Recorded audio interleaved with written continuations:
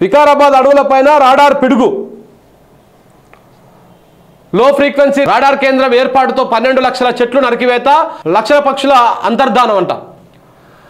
మూసీ నదికి ఇబ్బందే, నదీ ప్రవాహం తగ్గేటువంటి ప్రమాదం ఉంది, రేడియేషన్ సమస్య పైన స్పష్టత కరువు.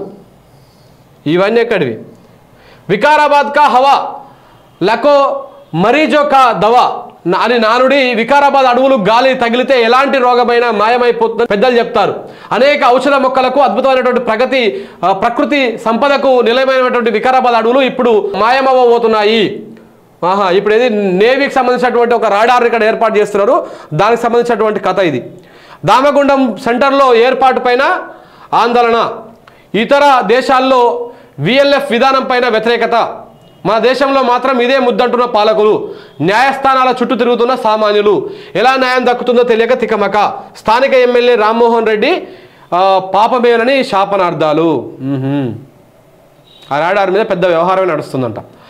మరో ఆటో డ్రైవర్ బలవన్మరణం. మహాలక్ష్మి పథకంతో తగ్గిన గిరాకీ, కిస్తీల కోసం ఫైనాన్స్ సంస్థల వేధింపులు, పురుగుల మందు తాగిన ఉపేందరు 50 రోజుల్లో 10 మంది ఆత్మహత్య అంట. 10 కాదు 14 మంది ఆత్మహత్య. ఇలా రాస్తావా వార్త? 14 మంది ఆత్మహత్య.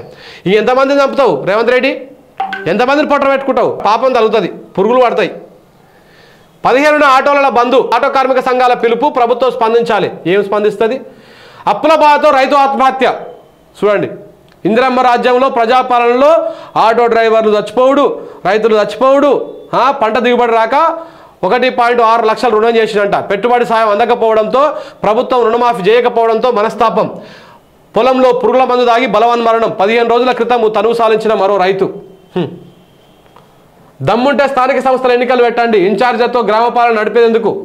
ప్రపంచ వేదిక పైన ముఖ్యమంత్రి రేవంత్ రెడ్డి పచ్చి అబద్ధాలు. నేను దావోస్ వెళ్తే డబ్బు దాచుకునేందుకు అన్నారుగా, మరి రేవంత్ రెడ్డి ఎందుకు వెళ్ళారో ఉత్తమ్ చెప్పాలి. సీఎం విదేశీ పర్యటన పైన ఉప ముఖ్యమంత్రి విమర్శలు. ప్రారంభమే కానీ రైతు భరోసాతో డబ్బులు ఇచ్చారా? చెన్నైకి మన కార్నింగ్ పోయింది, అయిపోయి ఐరన్ లెగ్ అనమాట. ఇట్లా పెట్టంగానే పీకింది. ఆ రోజే ఫస్ట్ రోజే పోయింది. బ్యాంకుల్లో కరెన్సీ లేదంట. 1.3 లక్షల కోట్ల లిక్విడ్ క్యాష్ లేదంట. లోటుతో సతమతం అవుతా ఉన్నారంట. జ్ఞానవాపి కింద హిందూ ఆలయం, మసీదు కింద దేవాలయం ఆనవాళ్లు, స్తంభాలు బండరాళ్ళు ఆ ఆలయానివే. ఇప్పటికీ కనిపిస్తున్న కళాకృతులు, శాసనాలు, తెలుగు కన్నడ తదితర భాషల్లో శాసనాలు ఉన్నాయంట. అక్కడ జ్ఞానవాపి కింద ఆలయం ఉంది, శివాలయం ఉందని చెప్పేసి మరొక వార్త. ఇంకా ఇది ఒకటి నడుస్తుంది. ఇప్పుడు రాముడు అయిపోయింది, ఇప్పుడు ఇక శివుడు.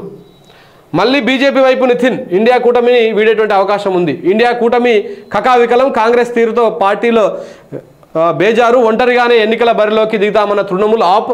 కేరళలోనూ కాంగ్రెస్కు హ్యాండ్ ఇచ్చినటువంటి వామపక్షాలు. లోక్సభ ఎన్నికల్లో ఎవరికి వారే యమునా తీరే. ఈ విధంగా జరుగుతూ ఉందన్నమాట.